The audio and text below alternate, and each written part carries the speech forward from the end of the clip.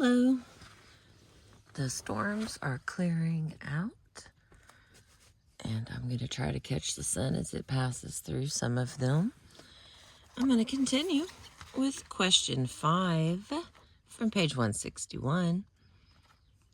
Should I negotiate even with terrorists or someone like Hitler? When does it make sense not to negotiate? However unsavory the other side, unless you have a better BATNA, the question you face is not whether to negotiate, but how. Negotiate with terrorists? Yes, in fact, in the sense that you are trying to influence their decisions, and they are trying to influence yours. You are negotiating with them, even if you are not talking with them.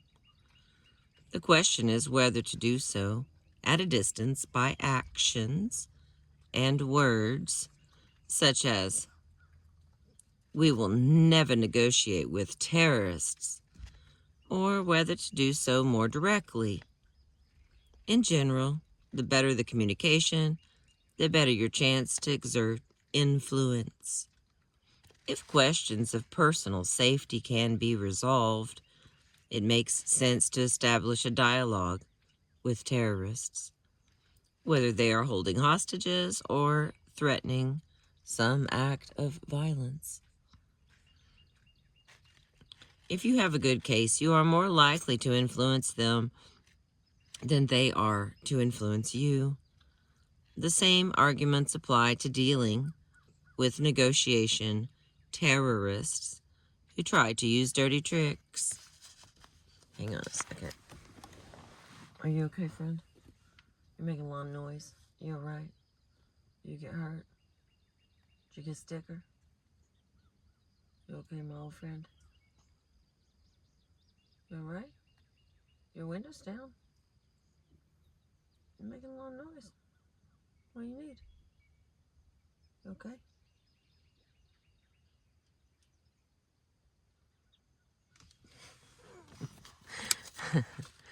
My co-pilots. Okay, negotiation does not mean giving in. There are high costs in paying ransom or blackmail. Rewarding kidnapping encourages more kidnapping. Through communication, it may be possible to convince terrorists and possible future terrorists that they will not receive a ransom. It may also be possible to learn of some legitimate interests they have and to work out an arrangement in which neither side gives in.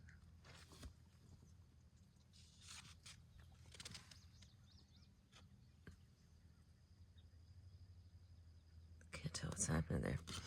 With the help of Algerian mediators, the United States and Iran were able to negotiate the release in January 1981 of the American diplomats who had been held for more than a year in the U.S. Embassy in Tehran.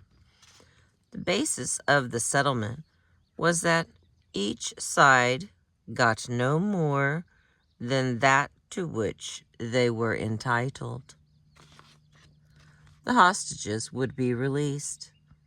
Iran would pay its debts.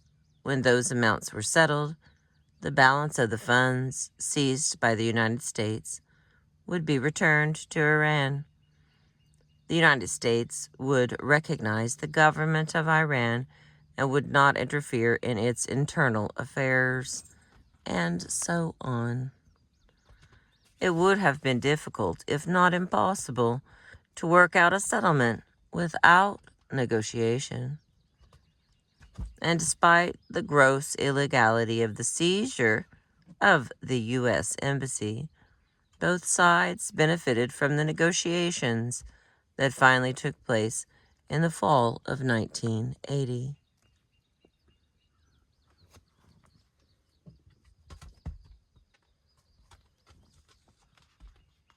Okay. Are you okay? come you're not sitting down? Okay. It is sometimes said that officials should refuse to talk with political terrorists because to do so would confer status and reward their illegal action. It is true that for a high government official, to meet with terrorists might well appear to enhance their importance to an extent that outweighed the potential gain. But contact at a professional level is quite different. Urban police negotiators have learned that direct personal dialogue with criminals who are holding hostages frequently results in the hostages being released and the criminals being taken into custody. During the 1988 hijacking of Kuwait Airways Flight 422, extensive negotiations occurred with the hijackers, but over increasingly small issues. The government of Kuwait said flatly at the beginning of the incident that they would not release Shiites convicted of terrorist acts who were held in jail in Kuwait, and they never retreated from that fundamental principle. But local authorities in Cyprus and Algeria negotiated incessantly over things like permission for the plane to land, requests for additional fuel, access to news media, and deliveries of food. For each transaction, these authorities successfully obtained the release of more hostages. At the same time, they appealed, as fellow Muslims, to Islamic ideals of mercy and the Prophet Muhammad's admonitions against the taking of hostages. Eventually, all the hostages were released. The hijackers were also allowed to leave Algeria, but their prolonged and embarrassing failure to achieve any of their announced goals, no doubt, contributed to a subsequent reduction in terrorist hijackings.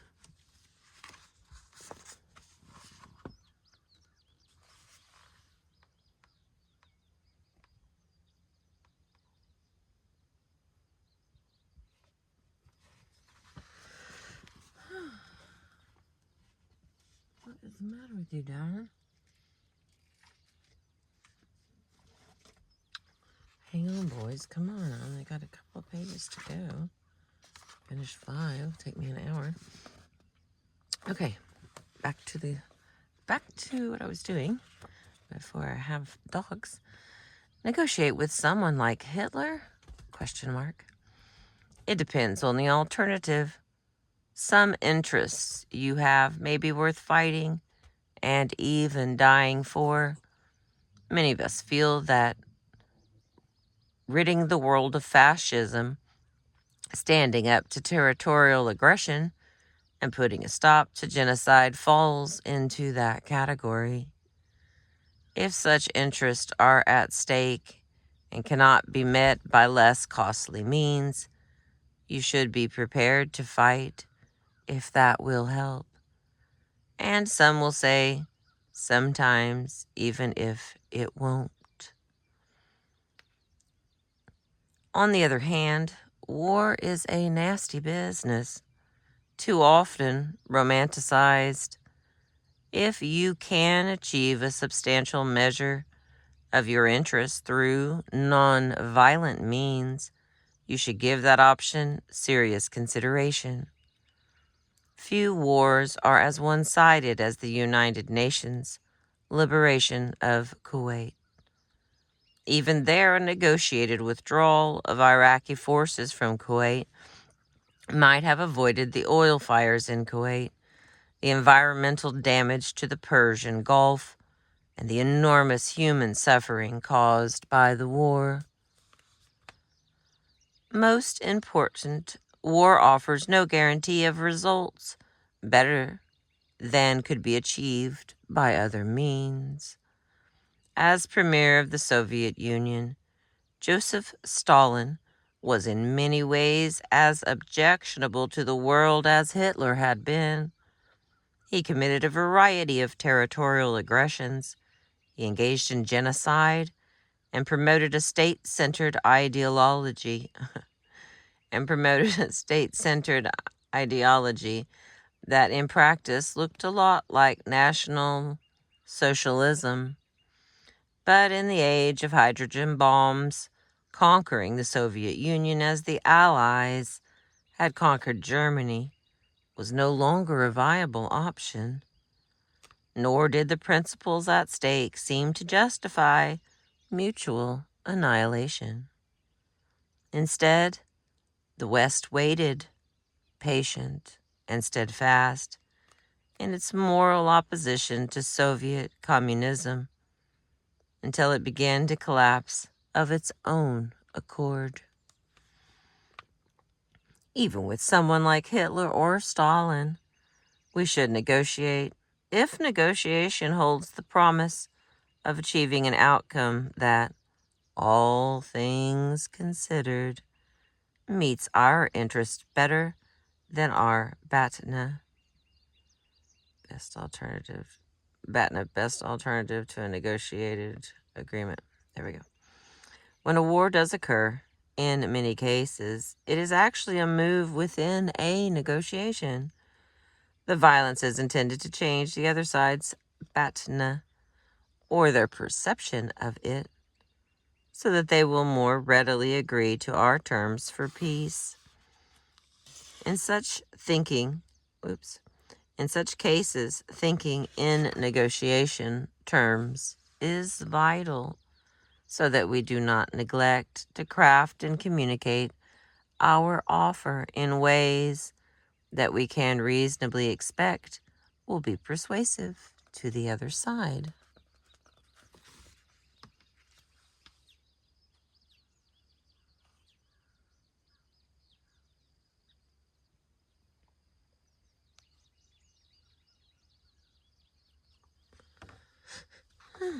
Okay. Oh, sorry about that. Next question here. We're still on 5. This is a big one, looks like. Negotiate where people are acting out of religious conviction? ?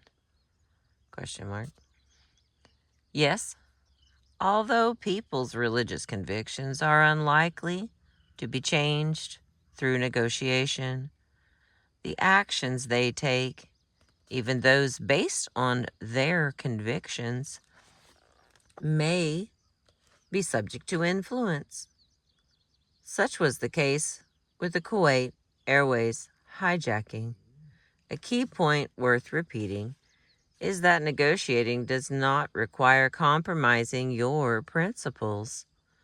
More often, success is achieved by finding a solution that is arguably consistent with each side's principles. Many situations only appear to be religious conflicts. The conflict in Northern Ireland between Protestants and Catholics, like the conflict in Lebanon between Christians and Muslims, is not over religion. In each case, religion serves as a handy boundary line for dividing one group from another. That cleavage is reinforced as it is used to divide where people live, where they work, who their friends are, and for whom they vote.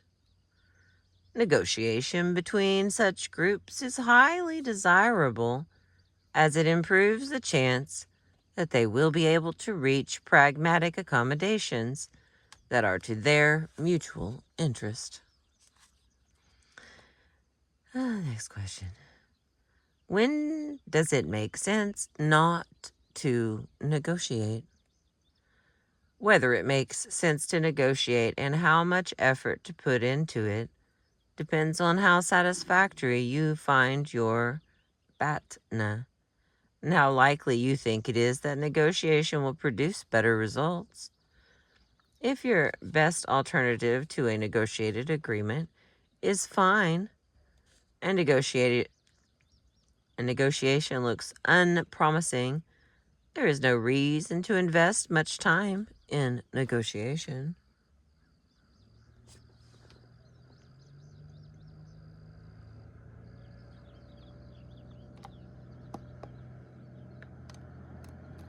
There's a little bit of excitement.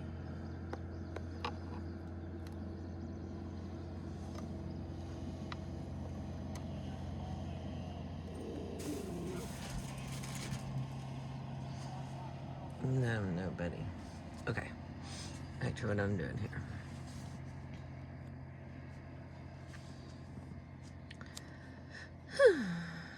Okay, when does it make sense not to negotiate?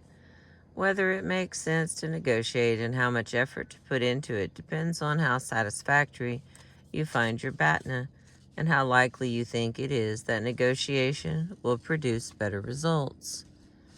If your BATNA is fine and negotiation looks unpromising, there is no reason to invest much time in negotiation.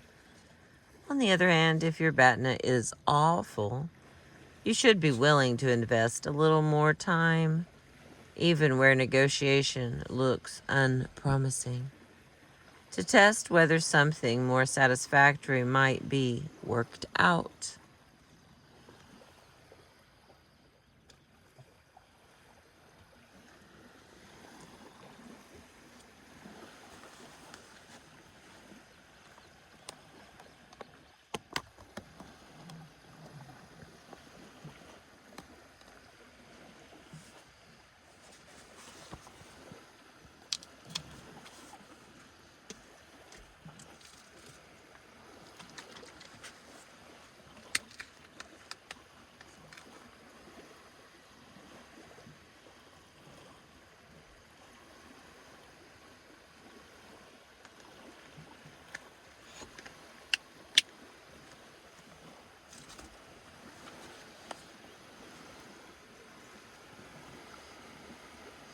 I'm not done, buddy. Hang on.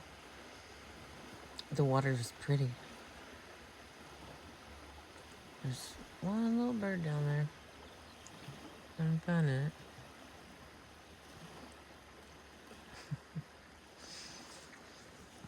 All right, we're almost done, friends. To do this analysis, you need to have thought carefully about your BATNA and the other sides. You should not make the mistake of the bank that was negotiating with a bankrupt energy company. Legally, the bank was entitled to take over ownership of the entire company, but the judge in the case said that he wanted the parties to settle. The bank offered to take 51% of the stock and reduce the interest on the loan, but the company, owned by management, stonewalled. Frustrated, the bank spent months trying to get the company to show an interest in negotiating. Understandably, the company refused. The company saw their BATNA as merely waiting for oil prices to